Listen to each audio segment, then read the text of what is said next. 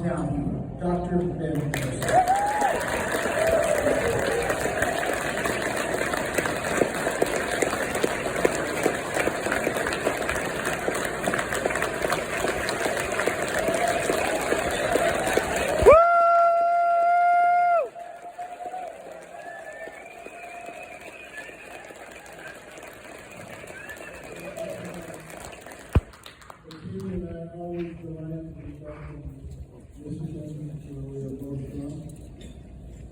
I feel I don't need to say much because public compassion cards are all But I just want to start by saying, you know, everybody has disclaimers these days. And I have a disclaimer that I need to make. They say, you know, I belong to this organization, or I sit in this board, so you can take everything with a grain of salt. My disclaimer is, I am not politically correct.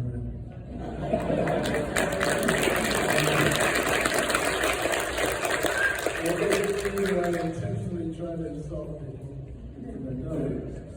But I've just learned that these days it's almost impossible not to insult somebody. Everybody walks around with their feelings ready to be heard. And, you know, we do have to come to the point where we stop the foolishness. You know, freedom of speech means you can say what you feel like saying. And we shouldn't allow it to be restricted by anybody under any circumstance, under any guise. But, you know, we're here for a Lincoln Day celebration.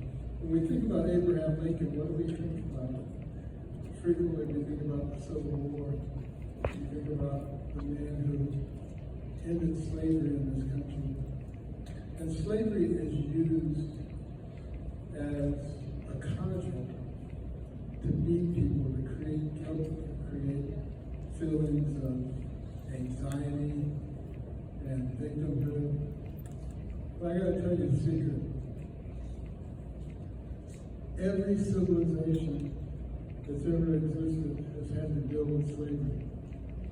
Slavery is not unique to the United States of America. What is unique is that we had so many people who were vehemently opposed to it that we fought a bloody civil war and lost a large portion of our population to get rid of it. That's what we should be teaching our children. We have the values that allowed us to make the decision to fight to end it. And that's who we are as Americans. It's part of the American dream.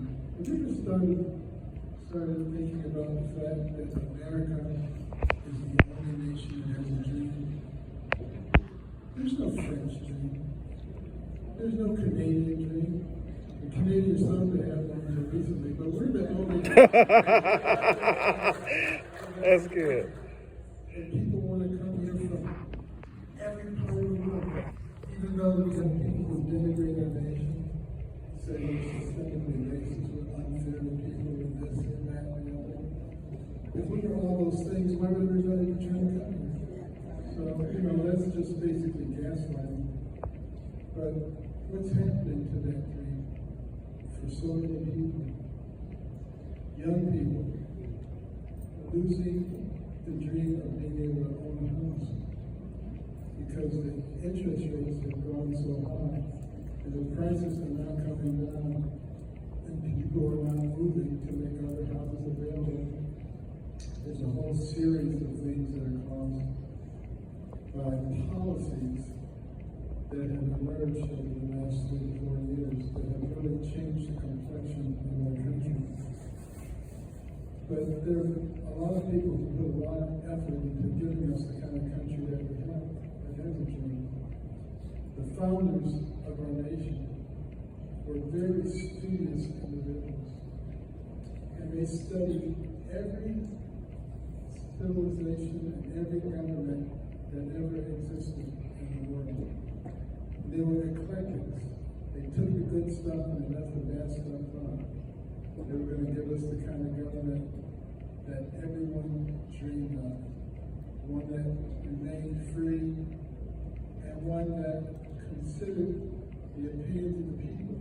In fact, the people were at the center. But one of the things that they noticed, they studied all these governments, is that all governments move in the same direction.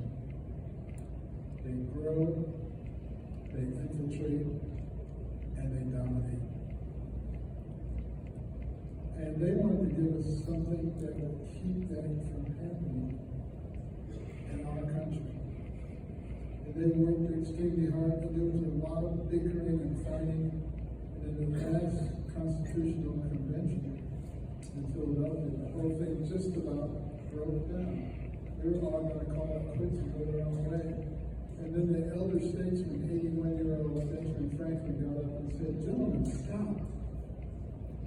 Let's get down on our knees and let's ask God for wisdom."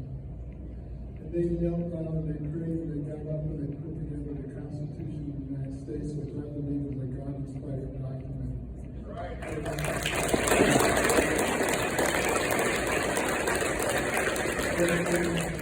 And Benjamin Franklin came out of that hall, he was asked by a woman, "Sir, what do we have here? A monarchy or a republic?" And he said, "A republic, if you can keep it." If you can keep it. So we kept it for 248 years. But we're as close to losing it right now as we have never been during any of that time. Just witness the fact that we have an administration in place that is willing to use the Department of Justice to go after a political foe. The kind of thing that you would expect in Russia, the kind of thing that you would expect in China or in the Banana Republic, blatantly going on in our country and getting away with doing something like that. This is where we are now. This is a very serious situation. If it's allowed to go on much further, this will no longer be the home of the brave. This will no longer be the land of the free. This will be something else. And that's one of the reasons that it's so important for all of us to get involved. You know, my American dream as a youngster was to be a doctor. I loved medicine as a kid. Anything that had to do with medicine, on television, on radio, I was like the Dr. Kildare, Dr. Casey, man, I was all over that stuff. I even like going to the doctor's office.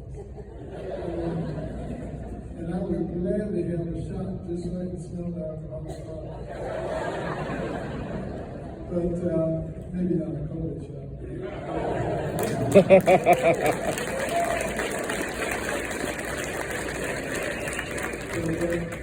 My dream was disrupted. You know, my parents got divorced when I was 8 years old. My mother was an amazing individual. You know, she came from a huge rural family in Tennessee, very poor, shuffled from home to home, never had a place that she could really relax and call her home. Got less than a third-grade education. Got married at age 13. She and my father moved from Tennessee to Detroit, where he was a factory worker and a part-time preacher. But she also discovered later that he was a bigamist and another family. I remember telling that story at a graduation at the University of Utah. Nobody thought it was that strange.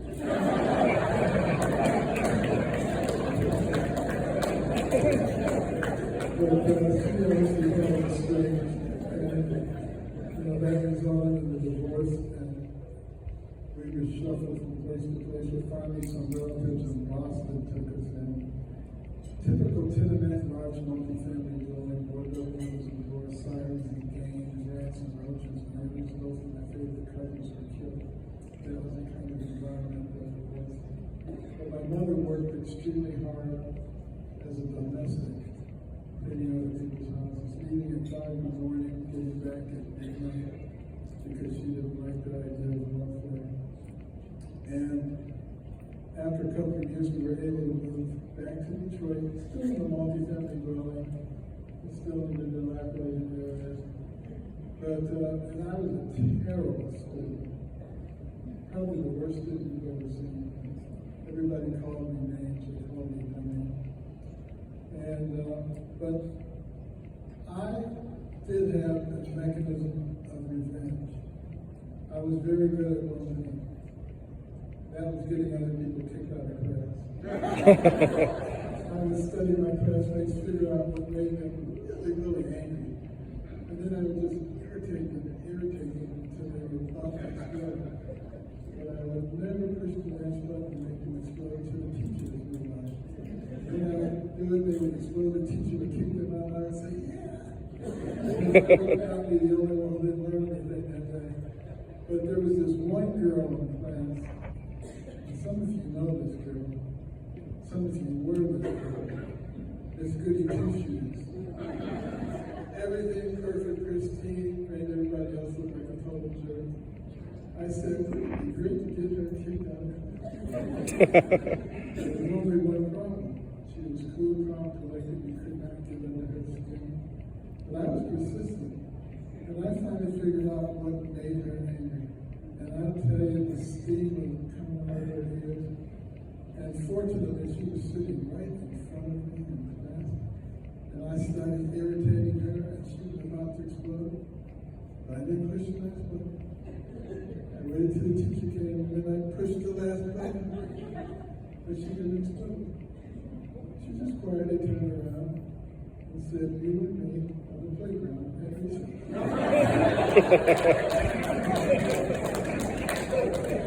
So that didn't work out that well.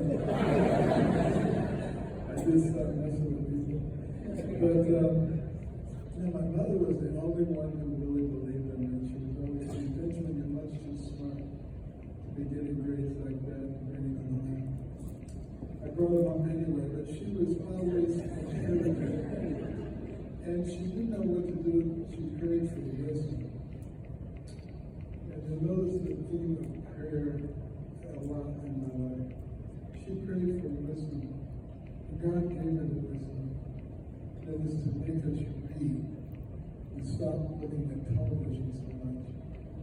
And we didn't like that idea very much, quite frankly. In today's world, we got what we call social services on it. We had to do it, and even though I didn't enjoy it much at first, I started reading about people, incredible people, entrepreneurs, scientists, and surgeons, and explorers, and innovators. And as I read those lives, I began to realize that the person who has the most to do what happens to you in life is you. And I got to the place where I just started reading. If I had 5 minutes, I was reading a book. And in the space of a year and a half, I went from the bottom of the class to the top of the class. Much to the consternation of all the people who would laugh and call me stupid.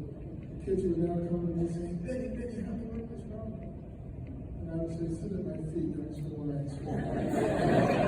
That was perhaps a little obnoxious. But it sure felt good to say that to those turkeys. But you know what? I had exactly the same brain when I was at the bottom of the class that I had when I was at the top of the class.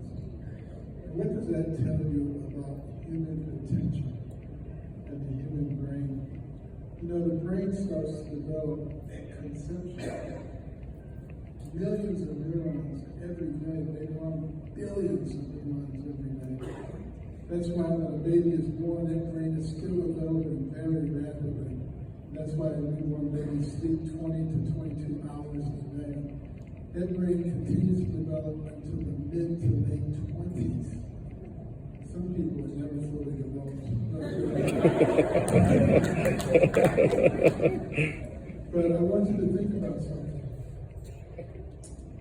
You have people telling 9, 10, 11, 12, 13-year-old kids with undeveloped brains to make decisions about their gender and to undergo procedures and take medications that will permanently alter their lives. Preach. In many cases, without the consent or knowledge of their parents. What is that? That is child abuse. True.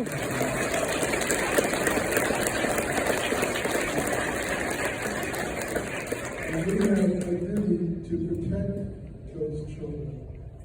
And when we vote, we have have to look at who protects those children and who facilitates the abuse of those children. And it is not of our decision today.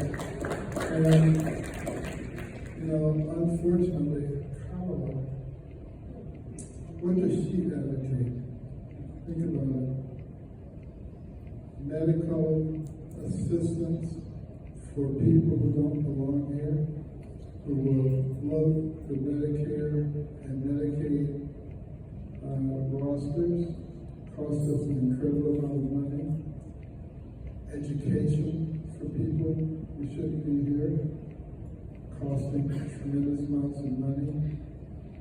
Forgiving the loans of people who have taken them out, and they want to take money from people who had nothing to do with that and give it to the ones who are doing extremely well in our society. She was a co-sponsor of the Green New Deal, destroying our potential to become independent when it comes to energy. Think about what that means. I think people on the other side, including Kamala Harris, don't understand how things work together. Because, first of all, when we don't export liquid natural gas and gain a lot of money plus supply the Europeans with what they need, who are we empowering? Vladimir Putin makes him much more aggressive. He can sustain this war with Ukraine indefinitely because of the financial boost that we have given him. But also, he's given financial boost to Iran. And Iran was broke when Trump was in office. Now they're flush with cash, which they're using to fund Hamas and Hezbollah and anybody else with a major sponsor of terror throughout the world. And we're facilitating their ability to get a nuclear weapon. And when they get a nuclear weapon, guess what? They're not going to be deterred by the thought of mutual destruction. In fact, they don't care if they get destroyed because they believe if they die in the cause, they go to heaven and have 72 virgins. So that's not going to be a deterrent for them. But when they get that bomb, they will use it against Israel. And that will cause a conflagration that we've never seen on this earth before. These are the kinds of things that are being facilitated by Kamala Harris. And the beliefs of letting anybody come across our border, opening our borders. She was the czar. But she said, "Czar, what is that?" No, I don't have anything to do with any of that. Unbelievable. How dumb do you have to be to believe some of the things that they're saying?